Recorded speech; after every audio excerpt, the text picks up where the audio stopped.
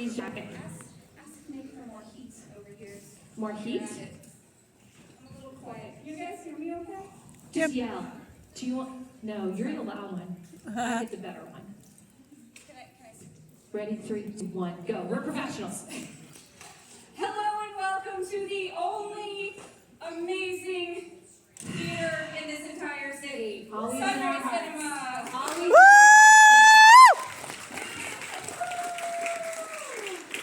I am Eryn. And I am Tammy. Together we are your friendly neighborhood Nicolas Cage podcast. We really do have Sunray to thank for that, because you know how you're like, we should do this thing, and you say that for 2 years. We finally decided to do it here at Sunray, watching a little movie you may have heard of called Mandy. Yeah, they did a great Q&A afterwards with Nick talking about how he had to go into his internal cauldron of emotions to pull out that performance. And nobody talks like Nick. We don't, but we try. And that's where we got it from. You can listen to us on, thank you. Mic a little bit too, please. Mic check. Spotify podcasts, everywhere podcasts, wherever you're listening to your other cool podcasts, you can listen to us mediocrely cool podcasts as well. So check us out. Oh, that's nice. Thank you. Hello. All right. I can hear myself now. There it is. So before we get started, as usual, we like to thank Tim and Shayna and the staff, but really we should be thanking the entire Sunray team, and that does include you guys. Because Everybody. without you and without this amazing theater, we wouldn't be here, obviously. Yes. And it's not only that they host this thing. This weird thing. But they also host amazing and unique events and movies. I've never been more traumatized in these theaters in my entire life. It's a real special place. I mean, I got engaged in that row over there. Aww, right?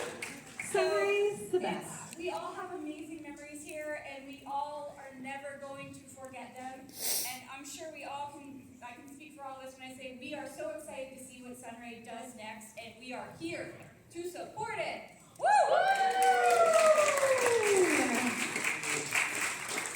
So it is bittersweet, and we are ready to burn things down over battle. We are. Yeah. Okay, but we're not. Okay, not today. All right. So we'll just keep going with what we have planned. But when you guys are ready, just let us know. So to counteract everything, we thought it would be fun to party like it's 1983 when Valley Girl came out and do a little costume contest. Woo!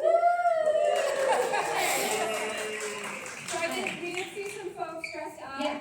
If anyone who would like to participate in our 80s contest would like to come forward. Come on down, please. Spotlight. It is not well planned, and that's how we like it. Come on down. Come on, We're gonna do, high fives. Yes. Don't be afraid. Show your beauty. Oh my God, I tried to high five and I made it super weird. So sorry for you. Right? So anybody else? Anybody else? All right. Also, we're not good at multitasking or listening or anything. If you've listened to our podcast, you know that. So, what I would like to ask from you all is someone who is good, who has really good hearing and judging things, because the way we're going to do this is the most ridiculously unprepared way, just by loud claps. So can we get a clap judger? Does anybody wants to be a clap judger for me? Come on, Kate. Kate is our favorite fan. Okay, so here's what we're going to do. We're going to introduce everybody. You're going to get to say your name, do a quick hello. You can do a Nick wave. You can do a monarch wave, whatever.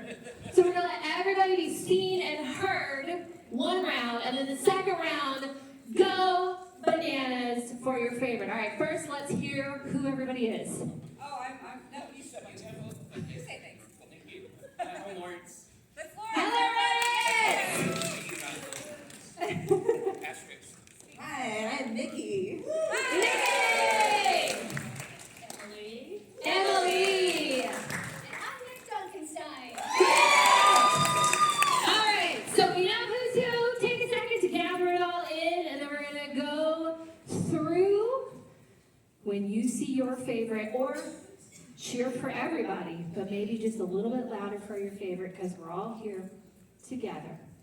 So let's get it started. All right. All right, Lawrence. Yeah. Mickey.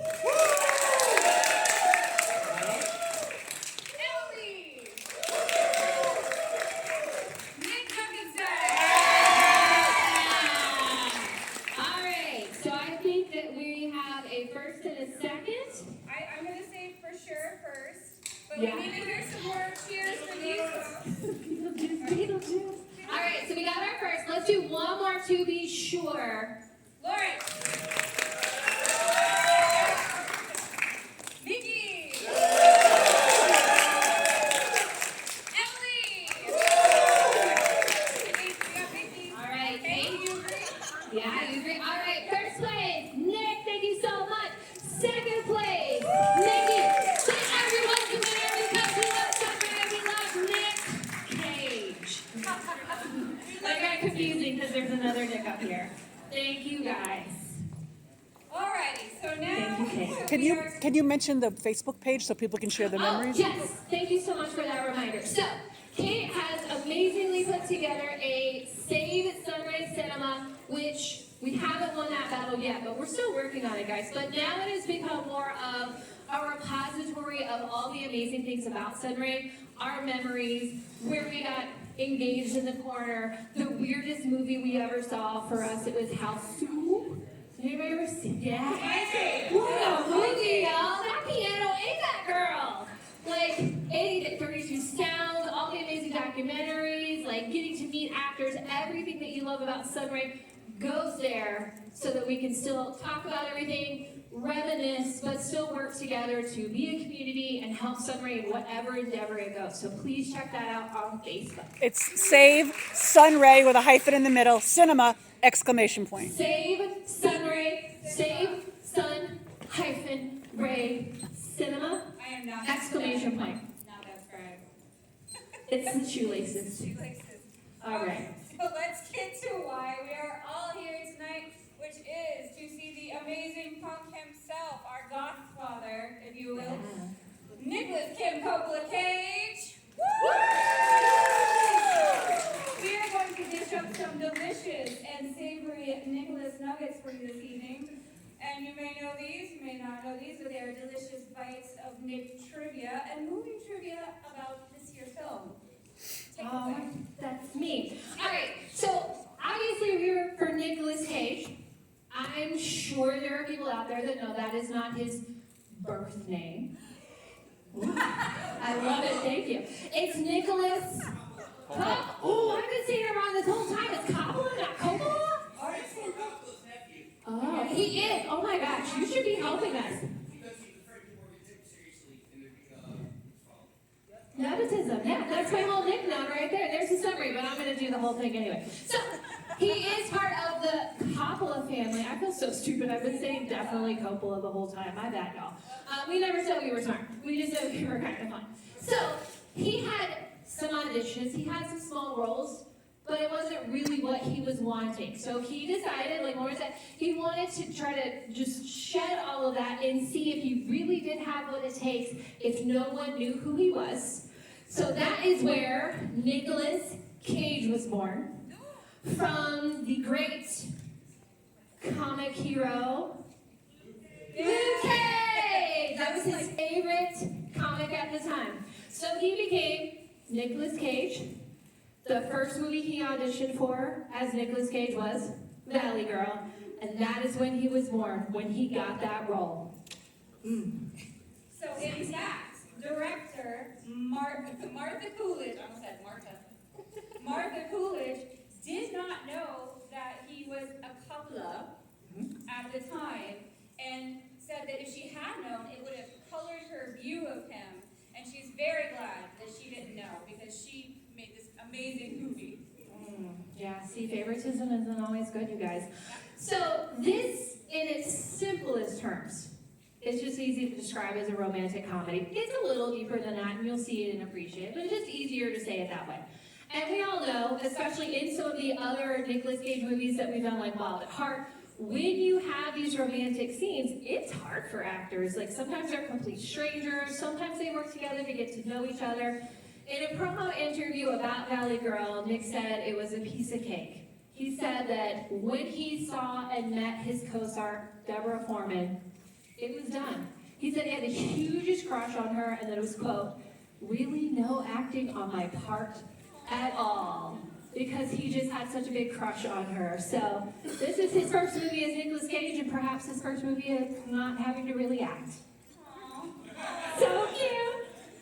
So we hear a lot of times about producers and studios making lives and movies harder for directors and production companies, etc.